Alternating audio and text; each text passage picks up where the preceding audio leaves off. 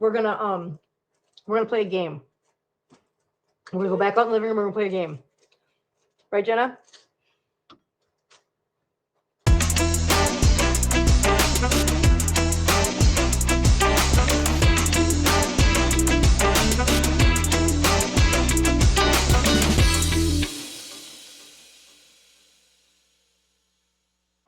Oh, sorry. Yeah, that was my cue.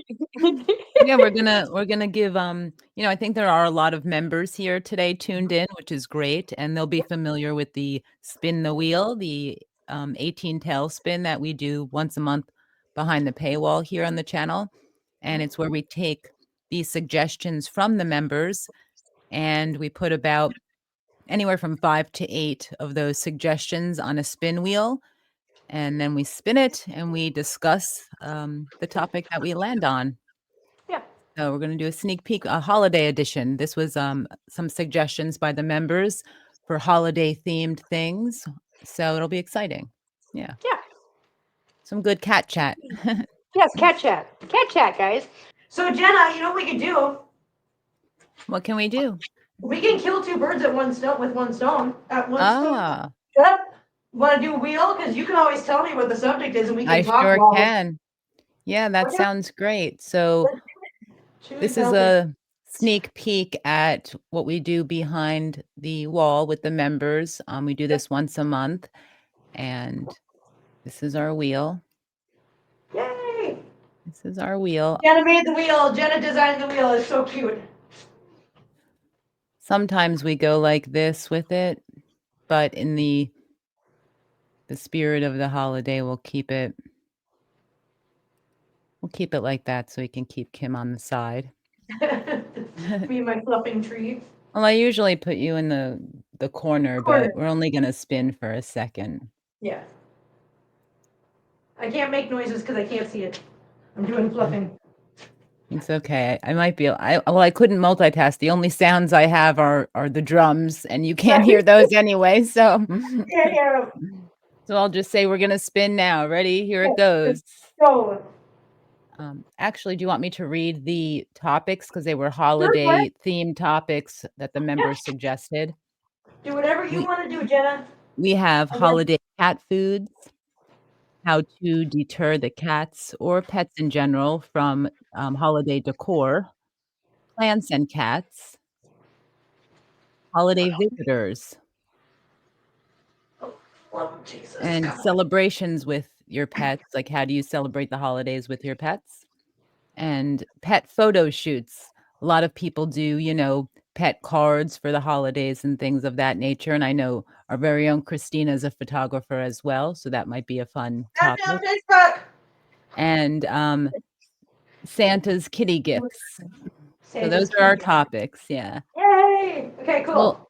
We'll do one, today, and we're gonna finish the wheel with the members on Sunday. So keep your eye out on the promos for the time and everything, guys. And if you like the wheel and you want to see more of it, you're gonna have to just member up for as little as $2.99 a month, and you can take part in these little members only streams with us. I finally membered up. Hey, thanks. Member up. All right, we're gonna spin. Yay! Here we go. Okay.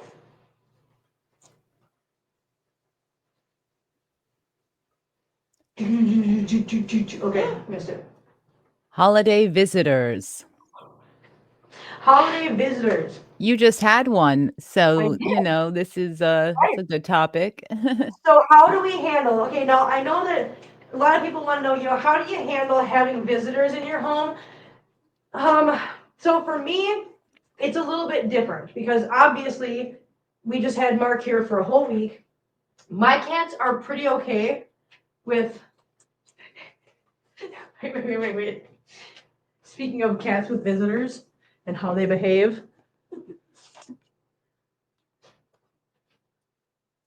I got hot and took that off, and he's making biscuits on it.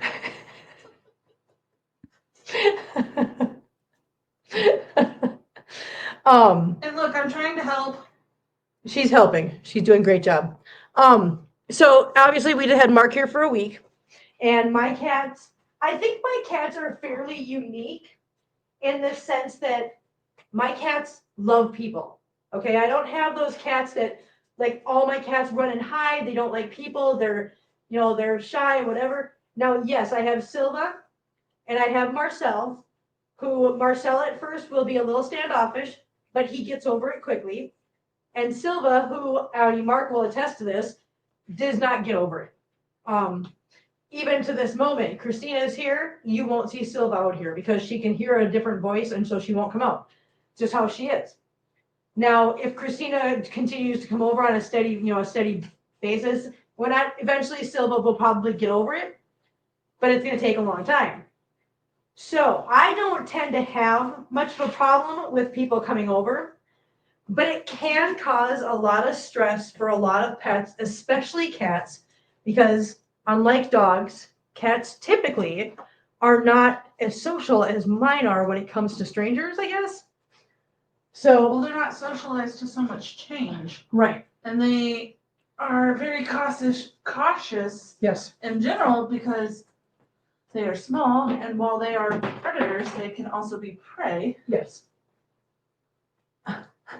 And they're not quite as domestic as dogs are. Right. Naturally. Right. We call them domestic cats, but they're one of the only, well, they are pretty much the only animal that can revert back to being strictly feral Right. in one generation. Right. Just by not being socialized. So they are literally the most undomesticated, domesticated animal. And isn't it true that cats basically domesticated themselves? We didn't necessarily domesticate them. Yeah, no, They made a choice. They're master manipulators. Oh, big yes, they are. Yes, they are. They are master manipulators. Coffee cat hides in the cupboard. Okay, so when you have guests come over. Okay, see, so that's what I mean by cats just aren't. It can be so traumatizing to cats when you have a bunch of guests over for the holidays. So if you're the one hosting Thanksgiving and the entire family comes over and now your cats are terrified and they're all scooting to other, different corners of the house, it's very traumatizing to them. Of course, like I said, in my house, my cats are like, people, yay. So yeah. You seem to only have a couple people come over and the cats know who likes them. Yes, here's the thing, Eunice. So you got to remember that I've only lived in Missouri for 3 years. Prior to this, I have always lived in Minnesota, where all my family, all my friends, all my everything was. And what you guys know, that's the other thing.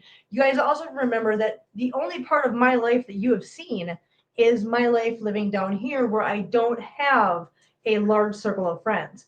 Prior to this, though, my home was the entertainment place. I'm the one that had Thanksgiving. I'm the one that would have Christmas. I'm the one that would have Easter. And that would not only for friends, not only for family, but for friends as well. So, and I always had people over. And I had 17 cats before I moved down here. So this is not a case of I only had 2 or 3 up there. No, I've only been down here for 3 years out of the 15 that I've had these cats that I have now. The 15 years I've been doing this particular set of cats. But yes, my cats have always been fine with everybody coming over to the house. And I think that's because I've always had people coming over to the house. They kind of got acclimated to it. So everyone thinks that socialization relates to cat on cat or dog on dog. Right. That is literally 10% of socialization. Right. When people get a new puppy, they're like, oh, but I socialized and he played with this other puppy all the time. Right. And I'm like, that's literally the tiniest percentage of what socialization is. It's introducing them to new stimuli. So walking past a construction site, walking downtown where it's busy, walking on different surfaces, learning not only to play with other dogs, but also ignore them. Learning to ignore them, learning to coexist in semi-stressful situations and learning to cope. Socialization doesn't always mean just playing with other things. That's such a tiny, tiny, tiny percentage. You want to introduce them to loud noises, quiet noises, funny things, funny smells, different people, different skin colors of people, because dogs, for real, they can become nervous around other races if they've never seen them, and then people get offended by that because they're like, oh, your dog is racist.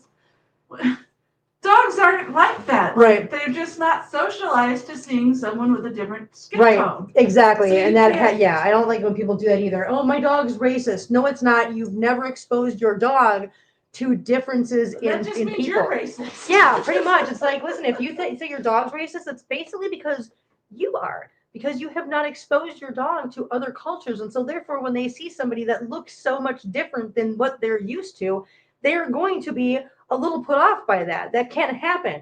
And it's got nothing, dogs can't be racist, guys. They can't be that. They don't have that capability. It's just not. I can't do the bottom one. She's had it But, with the treat. Yeah, like socialization is so much further than, and it's harder with cats because you can't like put them on a leash and take them everywhere. I mean, you can, but a lot of people, they're not gonna train as easily as a dog will. Right. And they're still gonna do what they want, but you No. can. So That's there a you good go, point. guys. There you go. So when you plan on having holiday guests, here's my suggestion. I mean, so at the end of this, final thought is if you want to have animals and you also want to host get-togethers, make sure that you are doing your job as a pet owner, as a good, responsible pet owner, and you are socializing your animal and you're getting them acclimated to having company so that when company comes over, they are not being traumatized. They are not scared in their own home because that's not fair to them. So that's kind of the take on it at the end of the day for me. There you go. Oh, Okay, Kim, I'm going to spin the wheel. okay, then go ahead. Yes, ma'am. Tots in the tree. It's spinning, it's Never spinning. was mad about it. Okay. We got Yeah. the, oops, Where it stops. holiday cat foods. Holiday cat foods. So what kind of foods, Heather, I just looked at Heather's name on the screen and I turned around. So what kind of foods do you think, or do you know of, are bad for kitties on the holidays?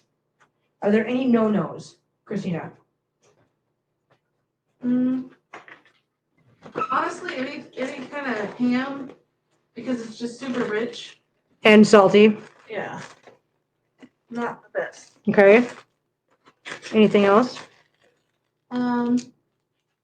Anything with onions. These are blue, but just in case you find one that's burnt out and you need one, so the blue. I've got one. Anything with onions? Onions are not good for them. Okay. So nothing salty. We talked about this for Thanksgiving, you guys. When I made the turkey with the seasonings and everything for all of us, which include butter. And here's the thing, even butter, you don't want to give them turkey that's been slathered and cooked in butter. You don't want to give them turkey that's got any seasonings on them. You don't want to give them ham at Christmas because it's too salty. Even if you put the ham in the oven and you don't do anything to it, ham is just naturally very salty. I love this. And you don't want to give it to Sorry. them. And onions are bad for kitties, so no onions. What else? Anything else you can think of that's like an absolute no-no for kitties at the holidays? Honestly, anything with a lot of different ingredients, because any amount of anything can cause upset stomach. Right. And smaller animals, especially cats, who really need to have consistently be eating. If they get an upset stomach and they quit eating, they're more prone to liver issues. So quite literally just giving them small amounts of something palatable, something like a piece of turkey that was from the middle and doesn't have all of the stuff on it, or a little bit of mashed potato, or they can have sweet potatoes before you cook them and do all of that stuff. Like I said, they can have pure pumpkin, but not pumpkin pie filling. Anything that hasn't been sweetened or extra ingrediented up or whatever. So what kind of things are safe now? Like pumpkin, you said? Pumpkin, turkey, somewhere from the middle, stuff that isn't heavily seasoned, and you want to stick to a very small, palatable amount so that they don't end up with like GI upset. If they get sick and they start throwing up and then they stop eating, they have about 3 to 4 days before they can go into like a liver failure kind of situation. Cats have very sensitive livers and stomachs. So if you give your cats treats, or if they get into something on any holiday or any day in general, and they get an upset stomach and they quit eating, it's best to go to your vet within 24 hours and get like an anti-nausea shot so that they can eat. Because the last thing you really want is causing any permanent liver damage to them. Right. It could be very deadly. Yes. I don't particularly like giving my animals anything besides a meat source. Right. So I'm not big on like sides of this, that, and the other. I'll do No. potatoes. Right. Why potatoes? It's often used as a byproduct anyways. Okay. In a lot of different foods, it's safe for them. Sweet potatoes is also safe. But anything else, it's just kind of unnecessary. They're carnivores. Right. They prefer meat. That's what their systems are built for. Yeah, that's what your system's built for. Marcel says, yes, I love meat. Meat is my favorite. Do you have some meat for me? I don't. He says, then please stop talking about it. You are making me hungry. I'm sorry.